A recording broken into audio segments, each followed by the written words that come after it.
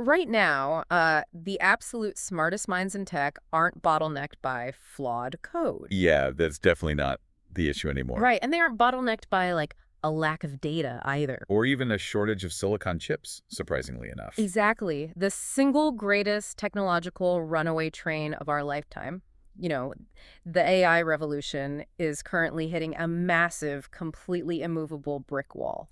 And it's all because of copper wire and dirty water. It's wild. Today, we are looking at a scenario where the world's most advanced digital brains literally cannot find enough electricity to plug themselves in. It's really the ultimate physical constraint on a digital revolution. I mean, we are designing these hyper-intelligent autonomous systems, right? But we're suddenly realizing that our physical infrastructure, the legacy power grid, the transmission lines, is completely unprepared. The transformers that have, kept the lights on for a century. Right, they are just completely unprepared to feed these new systems. Okay, let's unpack this. Because our mission for today's deep dive is to figure out exactly how this invisible energy war is reshaping the tech landscape. It's a massive shift. It really is. So for you listening at home, we've gathered the Q1 2026 earnings call transcript and the supplemental financial data from a company called Bloom Energy. A very interesting player right now. Definitely. Our goal is to dissect how the exploding demand for AI data centers is creating this unprecedented energy bottleneck and how one specific company is basically stepping right into the void. And to really grasp what's happening here, we have to look past just the raw generation of megawatts. Right. Because the central theme of this earnings call, and I mean, this is the concept that dictates absolutely everything else we're going to discuss today, is time to market. Time to market. Exactly. The bottleneck isn't merely figuring out how to generate the electricity. The actual bottleneck is doing it fast enough. Yeah, because traditional infrastructure takes years. Right. Right? Sometimes a full decade, just to permit, build, and, connect to the grid, and the AI industry simply cannot wait that long. Right, because in the AI arms race, time is literally existential. But before we get into the actual mechanics of how they are generating this power, we need to look at the staggering numbers from Bloom's Q1. The numbers are pretty unbelievable. Because when you look at these financials, it paints a picture of a market in absolute desperation. It really does. The headline number that shocked all the analysts is their record Q1 revenue, Right. which came in at $751.1 million. Which is a 130.4% increase year over year. Yeah. Wait, let's pause on that. Seeing triple-digit growth for, like, a software startup is one thing. Sure. Happens all the time. But seeing 130% growth for a heavy industrial hardware manufacturing energy company, that is almost unheard of. It's completely unheard of. And it's not just top-line empty revenue growth either. Their profitability metrics are equally aggressive. Really? Like what? Well, their non-GAAP gross margin improved by 2.8 points, up to 31.5%. Oh, wow. And their non-GAAP operating income jumped roughly 10 times, a 10x increase to $129.7 million. Wait, 10x? Yeah, 10x. And their earnings per share grew 15 times to 44 cents. That's just nuts. And reading through the transcript, the cash flow really jumped out at me. Oh yeah, the cash flow is fascinating. Right. They saw record Q1 operating cash flow of $73.6 million. And the CFO explicitly noted this was driven by massive customer prepayments. Prepayments, right. Customers are literally throwing cash at them in advance just to reserve future manufacturing capacity. It sounds like a Kickstarter campaign, not enterprise infrastructure. It does sound like that. Are these multi-billion-dollar tech giants really that desperate? They absolutely are. I mean, the hyperscalers, those massive cloud computing companies, they know that whoever secures the power secures the market. So they're prepaying to lock in their place in line.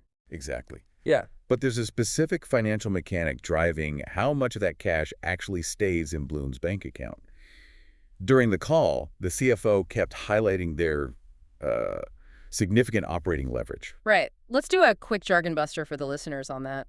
What exactly is the mechanism behind operating leverage in this context? So think of operating leverage in terms of fixed versus variable costs. Yeah, okay. Imagine you run a massive factory. It costs you a huge fixed amount of money just to keep the lights on, right? Pay your core administrative staff, lease the building. Whether you build 10 units or 100. Exactly. But once you cross the threshold where those fixed costs are fully covered, every new unit you build doesn't require a new factory or a whole new HR department. Ah, I see. So as Bloom's revenue explodes from all these new data center contracts, their baseline corporate overhead just stays relatively flat. Precisely. That's the leverage. The core costs aren't rising at the same exponential rate as the revenue, so a much larger percentage of, every new dollar they make flows directly down to the bottom line as pure profit. So they aren't just selling more stuff, they're becoming fundamentally more efficient at making money. Exactly.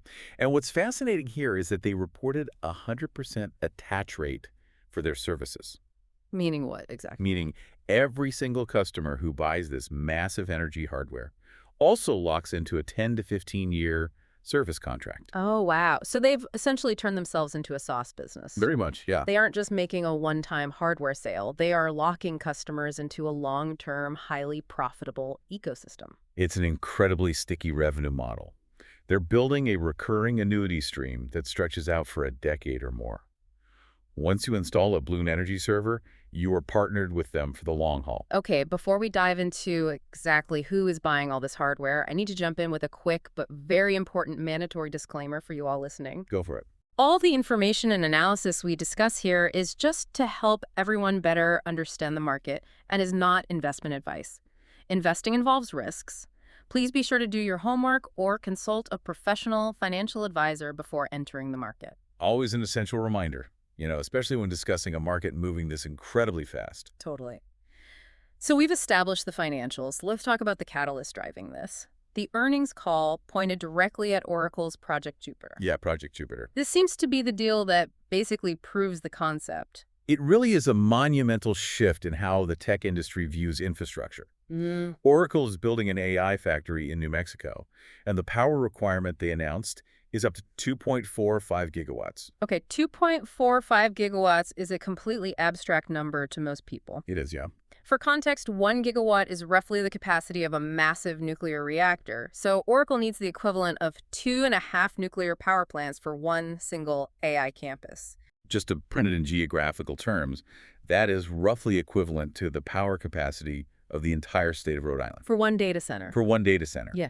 And initially, Oracle planned to power this the traditional way. Right. They were going to use a massive combined cycle gas turbine plant backed up by, fields of dirty diesel generators for when the grid fails. But they scrapped that. The call said they pivoted to 100% Bloom Energy Server solution. Completely scrapped the old plan. It's what they call an islanded microgrid, meaning they aren't even plugging into the traditional utility grid. Not at all. No massive battery banks, no diesel backups. But here's where it gets really interesting, and frankly where I need some convincing. Okay, what's the hang-up? Well, if tech giants like Oracle are so obsessed with clean energy and PR, why aren't they just building massive solar or wind farms next to their data centers and pairing them with giant batteries? Why use this specific technology? Yeah, that's a common question. It comes from a fundamental misunderstanding of how AI workloads operate. Solar and wind are what we call intermittent sources. They generate power only when the sun is shining or the wind is blowing. Sure. But an AI data center is a 24/7 beast. It never sleeps. It requires a massive, continuous, completely uninterrupted baseline of power. Right. If a cloud goes over a solar farm, the AI model training can't just pause for 10 minutes. Exactly. If you tried to run a 2.45 gigawatt facility on solar, you would need unimaginably large, astronomically expensive chemical battery farms to carry you through the night. Or through a stormy week. Exactly. The raw materials required and the cost make it physically and economically impossible at that scale right now. You need constant baseload power. Okay, but Bloom uses fuel cells that run on natural gas or biogas, right? They do, yes. So how is that functionally any different or cleaner than just building a traditional natural gas power plant like Oracle originally planned? This is where we need to look at the actual mechanism of the technology. Yeah. A traditional gas plant relies on combustion. You burn the gas. Right. You ignite the gas, the heat boils water to create steam, the steam turns a massive mechanical turbine, and that spinning turbine generates electricity. Sounds pretty old school. It is incredibly inefficient. Yeah. And it requires mountains of resources. The CEO noted on the call that a traditional plant of this size would consume the water equivalent of 1 million showers a day. Wait, what? Yeah, just for cooling those steam turbines. Yeah. 1 million showers a day. 1 million showers a day in New Mexico. The local residents would absolutely riot. Oh, they definitely would. Yeah. Not to mention, a traditional plant would create the noise and the smog-forming particulate pollution equivalent to all the cars in Rhode Island combined. Wow. But a solid oxide fuel cell completely skips the combustion process. It's an electrochemical device. Wait, how do you get energy out of gas without burning it? So you feed the fuel into one side of the cell and air into the other, and in the middle is a specialized ceramic membrane. Okay. A chemical reaction forces oxygen ions through that membrane, which literally strips the electrons from the fuel. Oh. That movement of electrons is the electrical current. Because nothing is actually catching fire, there is no smog-forming combustion exhaust. That's wild. And there are no spinning turbines to create noise. And crucially, because there's no steam cycle, it uses minimal water at startup and absolutely zero water during normal operations. So they are quietly pulling electricity out of gas using chemistry instead of fire. That's a great way to put it. That explains how they bypass the environmental pushback that plagues legacy power, which I guess brings us to the actual bottleneck, time. Yes, time. Because even if a traditional utility wanted to build a clean plant, they just can't do it fast enough. This was the major theme of the call. In the AI race, being second means you might as well not exist. It's ruthless. A one-quarter delay, just 3 months in getting power to a data center, can mean hundreds of millions of dollars in foregone revenue. And if a tech company goes to a legacy utility today and says, hey, I need a gigawatt of power for my new AI factory, what is the utility telling them? They are quoting delivery times of 2029 or 2030 at the earliest. You're kidding. No, the legacy grid is suffocating under its own weight. To deliver that much power, utilities have to conduct multi-year environmental reviews. Fight local zoning boards. Exactly. Fight boards to lay high-voltage transmission lines across multiple counties and navigate a severe global supply chain shortage. Well, let's dig into that supply chain shortage, because the call specifically highlighted a shift from 480-volt AC to 800-volt DC power. Yes, that's crucial. Why is that such a massive deal for delivery speed? It's the critical mechanism that allows Bloom to basically leapfrog the grid. The legacy electrical grid transmits alternating current, or AC power. Okay. But the silicon chips inside a data center, the GPUs actually running the AI models, they only accept direct current, or DC power. Right. It's the same reason my laptop needs that bulky power brick on the cord. Exactly. The wall gives AC, the computer needs DC, so the brick has to translate it. Precisely. Now imagine building a power brick for a 2.45 gigawatt facility. That sounds massive. You have to build massive, highly engineered electrical transformers. Think of the legacy AC grid like a bloated shipping system. Every single electron coming off the grid has to pass through a customs checkpoint, the transformer, where it's unpacked, inspected, and converted into DC before it can enter the data center. And I'm guessing there's a huge traffic jam at customs. A global one. The wait list to purchase these massive transformers is currently years long. Years? Years. But Bloom's fuel cells natively produce DC power. They can output 800-volt DC directly into the data center. Oh. Yeah, they bypass the customs checkpoint entirely. They completely sidestep the broken supply chain of the traditional grid. That makes total sense. Relying on legacy power is like custom building a house from scratch. Yeah, exactly. You're waiting on permits, pouring concrete, hiring 20 different tradespeople, and praying the materials arrive. Bloom is delivering these massive islanded microgrids this year or next. Right. They deploy them pre-packaged on skids. Which is like snapping together high-tech Lego bricks that arrive pre-assembled. Yes. The skid-mounted delivery reduces field installation time by nearly an order of magnitude. But to pull that off requires a manufacturing pipeline that can actually keep up with this explosive demand. Okay, let me push back on this right here, because this is where the earnings call started to sound like pure CEO spin to me. Okay, let's hear it. On the call, management claimed they are scaling their manufacturing output from 200 megawatts up to almost 10 times that amount. Right. And they explicitly stated they are doing it with the exact same number of employees on the shop floor. I mean, I'm sorry, but you cannot physically build 10 times the hardware with the exact same human hands unless your factory was wildly inefficient to begin with. What are they actually doing? It's a completely fair skepticism. You really can't just ask a worker to swing a hammer 10 times faster. Exactly. What management detailed is a total overhaul of their production line using intense automation. They've implemented what they call a copy-exact manufacturing model. Copy-exact. What does that mean in practice? It means they aren't treating each fuel cell like a custom hand-built generator. They are treating it like a silicon wafer. Oh, interesting. They've fully automated the fabrication of the core ceramic cells, the assembly of the stacks, and the integration onto those delivery skids. I see.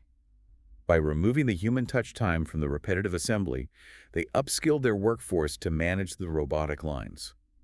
This allows them to scale capacity, continuously adding hundreds of megawatts a quarter, rather than halting production to build massive, lumpy factory expansions. Wow. So they've solved the power generation problem and they've automated the manufacturing to deploy it rapidly in isolated locations like New Mexico. Exactly. But let's look to the future because that only solves half the AI equation, right? Right. I mean, building a 2-gigawatt island in the desert doesn't help me when I'm using an AI app walking down the streets of Manhattan. And if we connect this to the bigger picture, you've just highlighted the most critical geographical challenge for the next decade of technology. On the call, Bloom's leadership spent significant time distinguishing between AI training and AI inference. Break that down for us. What is the difference in how they use power?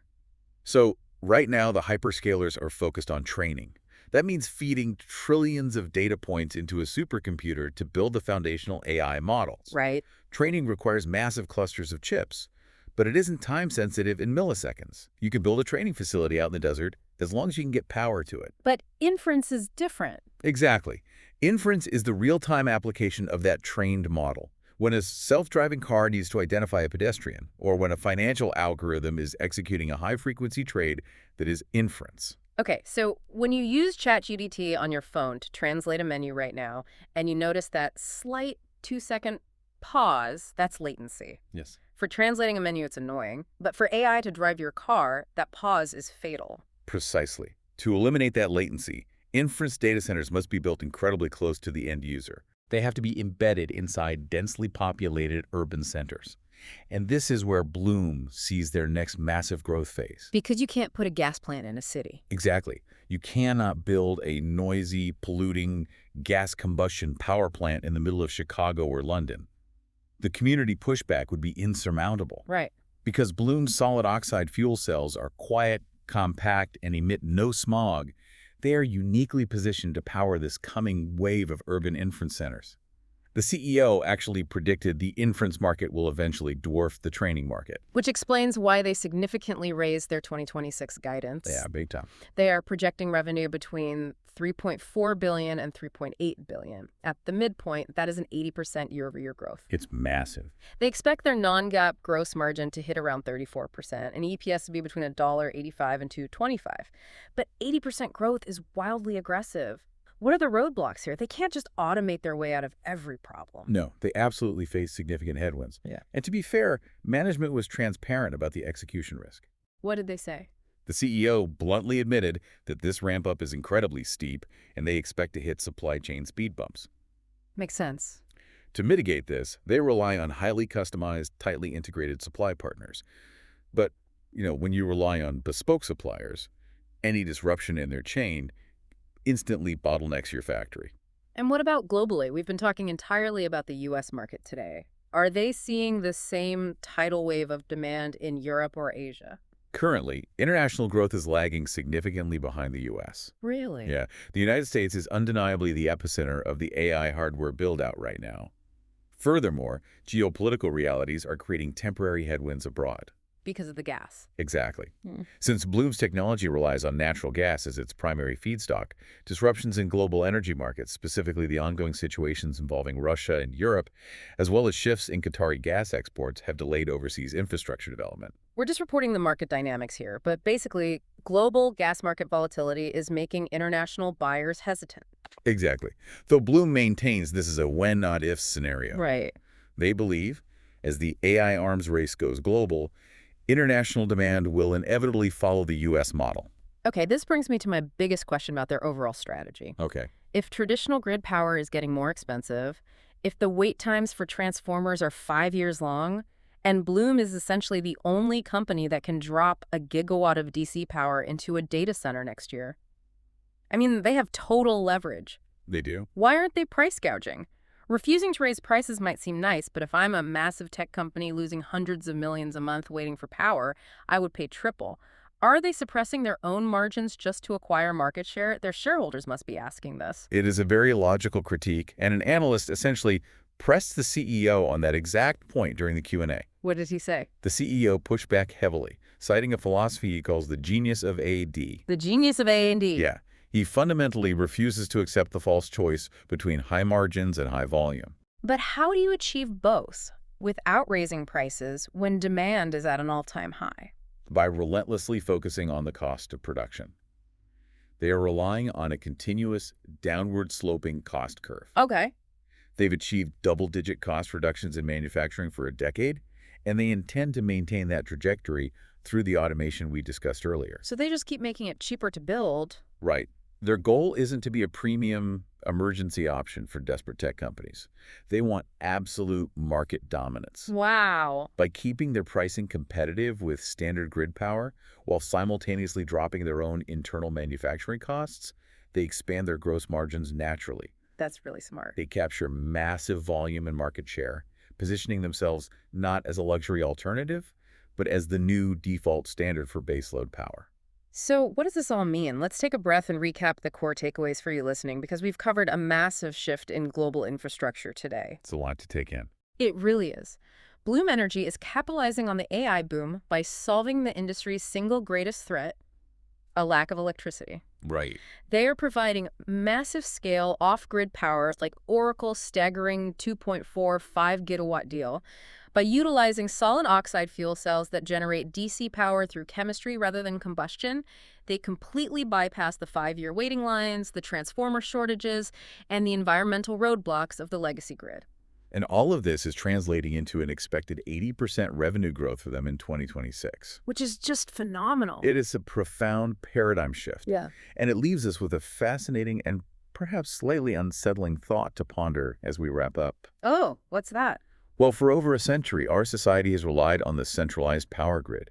Massive monolithic plants sending alternating current over hundreds of miles of fragile wire. Right. But as AI, autonomous systems, and advanced manufacturing continue to demand more power more quickly and more cleanly than those legacy grids could ever hope to handle, are we witnessing the beginning of the end for the centralized grid? Oh, what? Will the cities, the data centers, and the massive industries of tomorrow all function as their own independent islanded energy microgrids? That is a wild thought. We might be moving from a world where everyone is forced to share one giant, slow-moving electrical pool to a world where every major facility just brings its own high-tech ocean. Exactly. Well, thank you all so much for joining us on this deep dive. We hope it helped you understand the invisible energy mechanics powering the AI revolution. Until next time, keep questioning how the world around you really works.